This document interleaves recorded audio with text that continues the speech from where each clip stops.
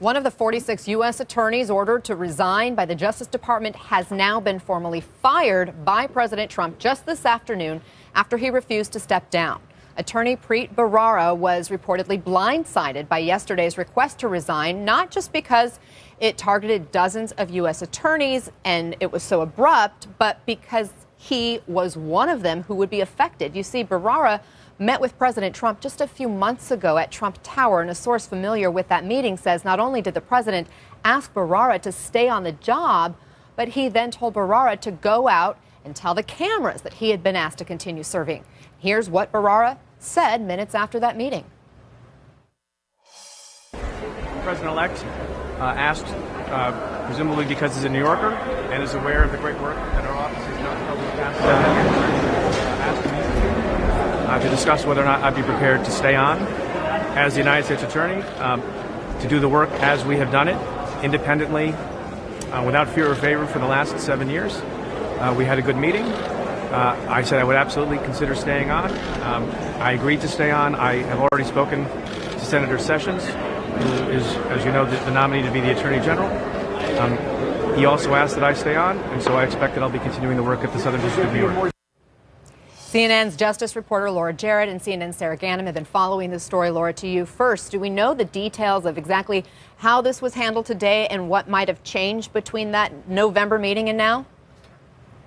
Well, that's the big question, Anna, is what changed as he was told, Preet Bharara was told just months ago that he could stay on. We are learning this morning that after the Justice Department heard that he was intending not to resign in an act of defiance, the Deputy Attorney General, the acting Deputy Attorney General, Dana Bente, called him to confirm that that was true, and Bharara said yes. Dana Bente then called him back later today and said the president was firing him.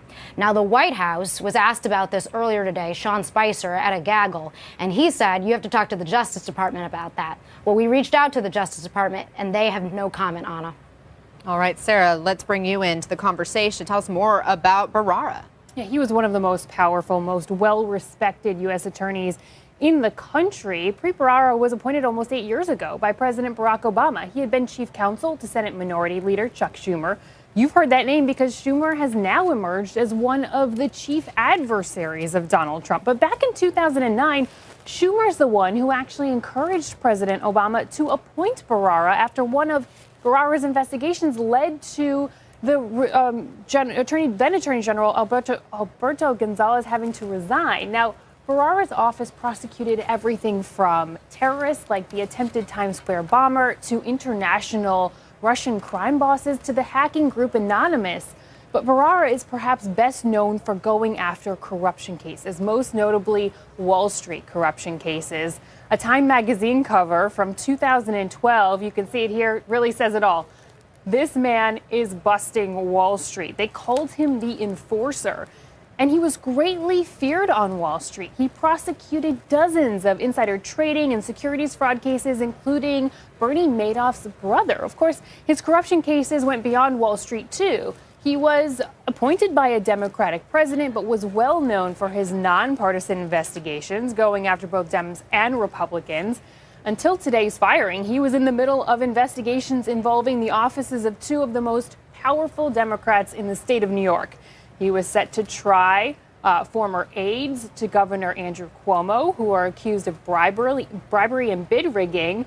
And he was also in the final stages of an investigation of New York City Mayor Bill de Blasio, looking at allegations of pay to play. So remember, Anna, Bharara really headed a very important federal district, the Southern District of New York, where Trump Tower is.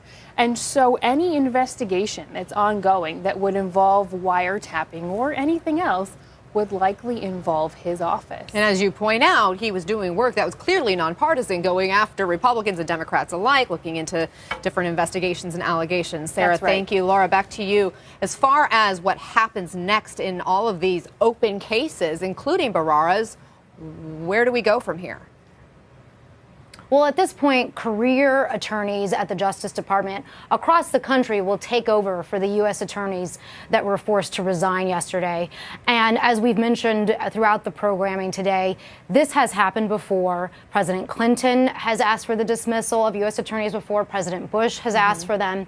The issue here is the speed with which this was done and the fact that Bharara was told that he could stay. But there are certainly deputies and number twos in place in all of the offices across the country to take over these important cases.